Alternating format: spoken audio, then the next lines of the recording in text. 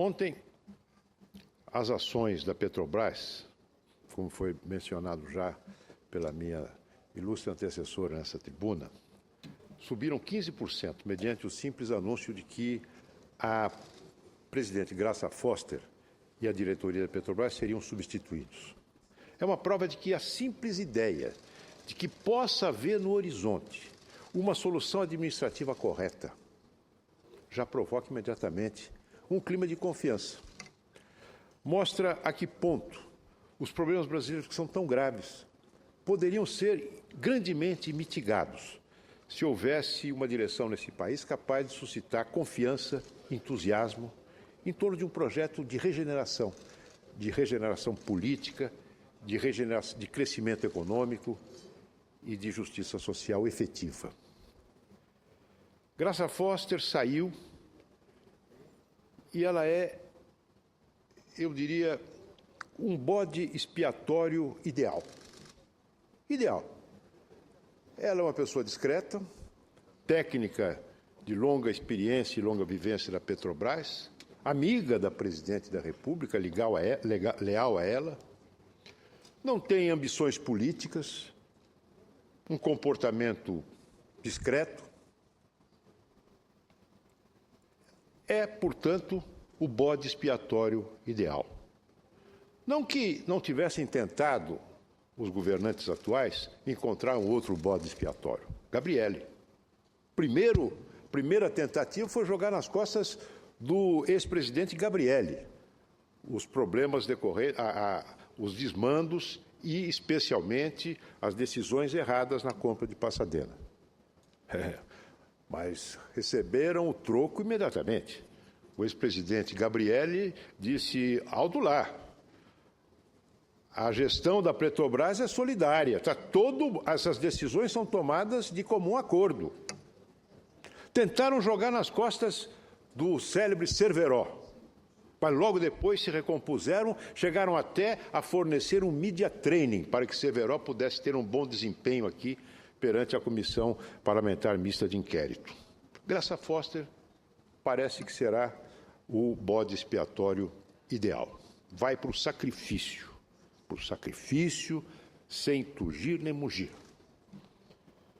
Agora, por que ela perdeu o seu posto? É uma questão que talvez não terá nunca um esclarecimento cabal por parte do governo, que transforma a Petrobras, para repetir o chavão, em caixa preta. Nada se sabe sobre a Petrobras, a não ser aquilo que os juízes, aquilo que os promotores, aquilo que a Polícia Federal e a imprensa conseguem apurar. Mas, em todo caso, eu tenho para mim que Graça Foster não caiu porque fez vistas grossas com a corrupção. Embora tendo sido alertada de problemas na área da diretoria do abastecimento, pela ex-gerente de abastecimento Venina Veloso, nada fez. Mas, afinal de contas, a presidente Dilma Rousseff, quando era chefe da Casa Civil, recebeu um e-mail do Paulo Roberto Costa, então diretor da Petrobras, alertando-a para o fato de que o Tribunal de Contas da União havia tomado uma decisão que consistia em determinar a supressão ou a suspensão dos envios de recursos para a continuidade da construção da refinaria Abreu e Lima. A chefe da Casa Civil agiu, mas agiu exatamente no contrário do interesse público. Agiu sobre o Congresso Nacional para que a Comissão Mista de Orçamento, melhor dizendo, agiu para que a decisão da Comissão Mista de Orçamento, que vetava o envio de recursos enquanto não tivesse sido corrigidos os problemas apontados pelo TCU, essa norma fosse vetada pelo presidente Lula. Ela não caiu porque concordou com a operação de Pasadena, $1 bilhão de prejuízo. O presidente Dilma também concordou. Ela não caiu por ter vindo a público diversas vezes, dando más notícias, a notícia de fiasco na perfuração de poços. Ela não caiu porque mentiu perante a Comissão Mista do Congresso ao dizer que a auditoria interna da Petrobras não havia apurado nada em relação à denúncia de propina da empresa holandesa a funcionários da Petrobras no fornecimento de sondas. Ela foi apanhada na mentira no dia seguinte pelo Ministério Público da Holanda, que afirmou, sim, que houve, sim, pagamento de propina. Nada disso, eu acho, levou a presidente Dilma a exonerar Graça Foster, porque nenhum desses fatos era desconhecido da presidente. A presidente não gostou quando Graça Foster, num lampejo de responsabilidade, talvez premida pelos acionistas minoritários presentes no Conselho de Administração da empresa, Petrobras, assumisse claramente que o balanço da empresa deveria ser abatido de uma importância estimada, pois não se sabe exatamente se esse é o volume real do prejuízo causado pela corrupção, mas de uma importância estimada de 88 bilhões de reais. Não gostaram, seguramente, quando ela determinou o cancelamento de dois empreendimentos temerários, as refinarias Premium 1 e Premium 2, cuja construção foi decidida pelo presidente Lula, com aval da chefe da Casa Civil, que sabia tudo em matéria de energia, Dilma Rousseff, para contar com apoio de partidos políticos no Ceará e no Maranhão.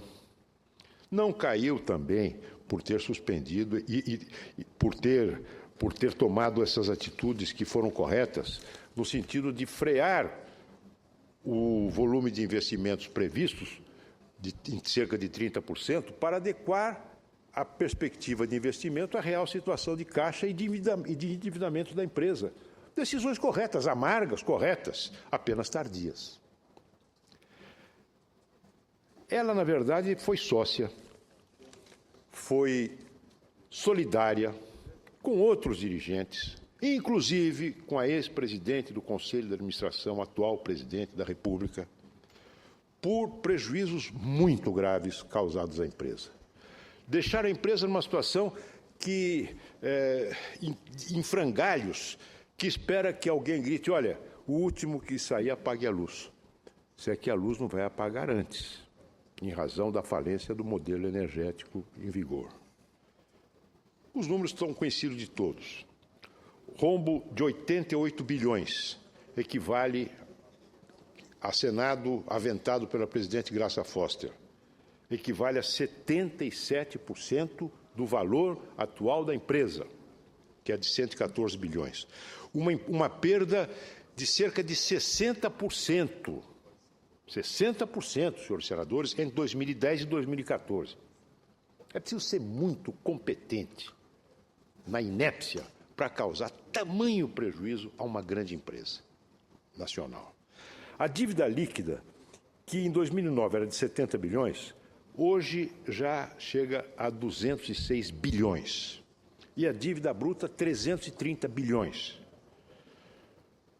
Com o risco de cansá-los com números, eu queria lembrar que o prejuízo para os cofres da Petrobras, decorrentes da decisão populista, demagógica, de usar o preço da gasolina para segurar a inflação, além da hipoteca gravíssima que fez pesar sobre o Proálcool, esse prejuízo foi de 70 bilhões de reais. Se nós somamos esses 70 aos 88, nós chegamos a cerca de 160 bilhões de reais. Somando tudo, temos o seguinte, perda de 160 bilhões e uma dívida de 206 bilhões. Esta é a maior prova da incompetência da atual gestão e que não é apenas da presidente Dilma, como no jogo interno do poder, não é apenas do presidente Lula, mas é também da presidente Dilma. É uma soma de duas gestões desastrosas.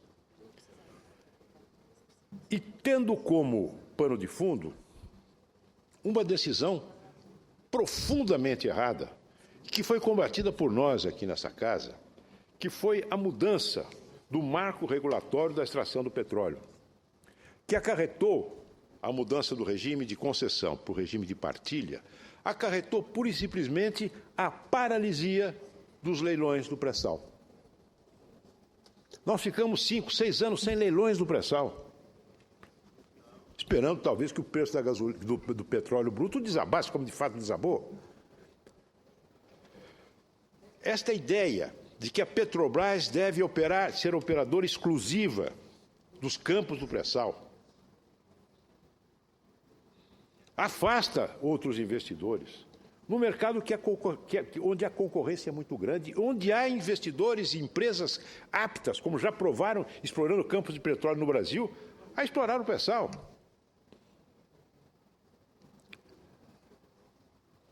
Esta ideia contrasta profundamente, inclusive com a situação de caixa da Petrobras, com a situação financeira da empresa. Como é que você atribui a uma empresa com dificuldades financeiras, que já estavam no horizonte, atribui a responsabilidade de operação exclusiva do pré-sal? Uma outra decisão incluída na mudança do marco regulatório é decorrente de talvez de uma obsessão ideológica que consistiu em atribuir, de uma maneira arbitrária, o conteúdo, a exigência de 37% do conteúdo nacional para toda a cadeia produtiva do petróleo e gás, sem saber se nós tínhamos efetivamente condições de atender essa exigência. Se nós, a indústria brasileira, tinha condições de atender essa exigência. Não seria o caso de fazer isso de uma maneira mais gradativa, de uma maneira mais prudente, ir habilitando aos poucos a nossa indústria a esses fornecimentos? Não, 37%. Aí começam a inventar coisas estranhas. Uma das mais estranhas foi a criação de uma empresa chamada Sete Brasil, para produzir sondas a preço de ouro para extrair petróleo do pré-sal. Essas sondas seriam alugadas para a Petrobras a R$500 mil por dia. Senhores, a oferta no mercado internacional permite que esse preço caia a R$200 mil dia. R$200 mil dia. Agora, essa Sete Brasil se transformou em caso de polícia. Puseram lá esse Baurusco, que confessou ter desviado, apenas ele, 100 milhões de dólares para ser um dos dirigentes da empresa.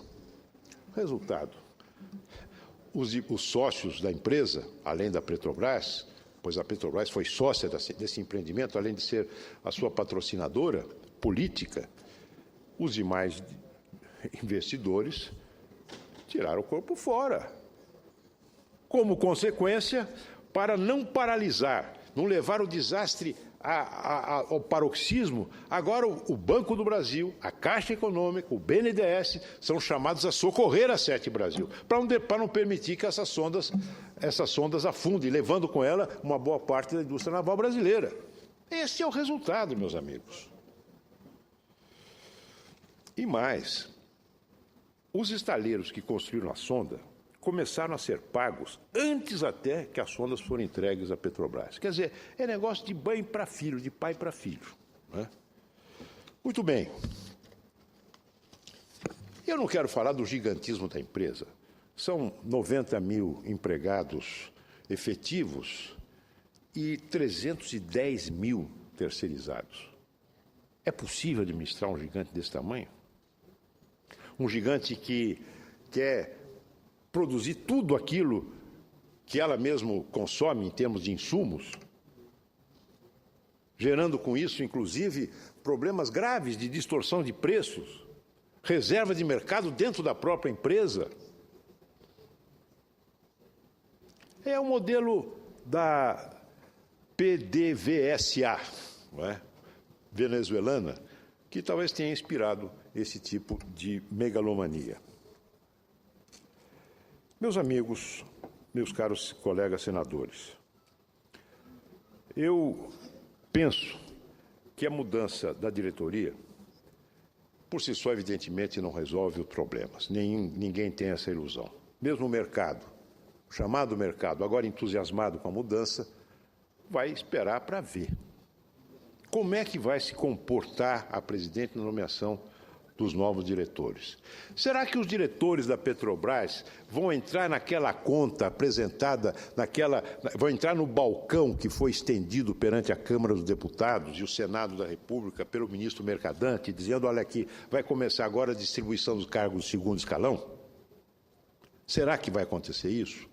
Se acontecer isso, nós corremos o risco de ter um novo Paulo Roberto Costa.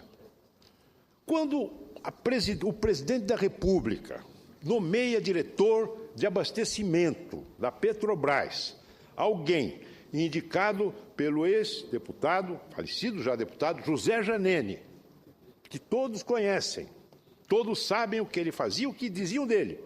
Quando o presidente da República nomeia alguém para este cargo, não é para cuidar apenas do abastecimento de gás e petróleo. Será que não sabiam que aquela gente estava lá para roubar? Evidentemente. E se nada fizeram, foi porque foram coniventes.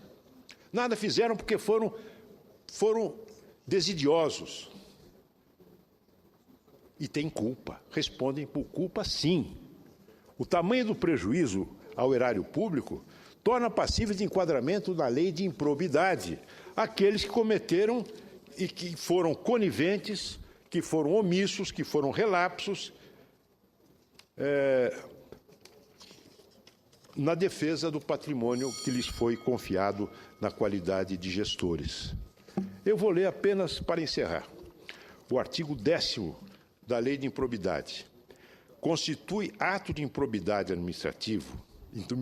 administrativa que causa lesão ao erário qualquer ação ou omissão, dolosa ou culposa, que enseje perda patrimonial, desvio, apropriação, malbaratamento ou dilapidação dos bens ou haveres das empresas referidas no artigo 1º desta lei, entre as quais a Petrobras.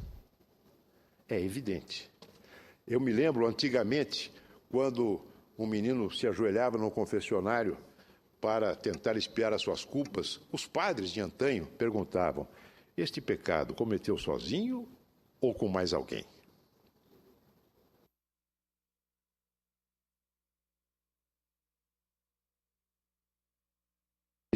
Esse tipo de pecado, ninguém comete sozinho.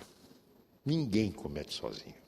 É preciso que agora haja efetivamente a continuidade dos trabalhos de investigação no Congresso Nacional para descobrir quem são os chamados inimigos internos da empresa a que se referiu a presidente da República.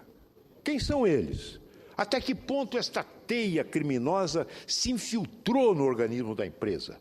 Será que fica apenas no nível da diretoria, em conluio com as empresas e com partidos políticos? Ou se isso tem ramificações mais profundas? Quem é que vai assumir a direção deste poço sem fundo, cujo passado é incerto, não apenas o futuro é incerto, sem saber até que ponto vão as ramificações do câncer? E mais, senhores senadores, a Petrobras, no modelo de gestão atual, ela é um exemplo a não ser seguido. Todos conhecem a Suma Teológica de Tomás de Aquino, que era uma espécie de guia, de resumo dos pontos mais importantes para quem quisesse se aventurar, se aprofundar no conhecimento da ciência da teologia. Esta é uma summa corruptionis. Fizeram na Petrobras um manual da corrupção, um manual dos ladrões. Ali se juntou tudo: patrimonialismo, demagogia, populismo, corrupção e uma profunda, uma monumental inépcia. Cabe ao governo, ao Ministério Público,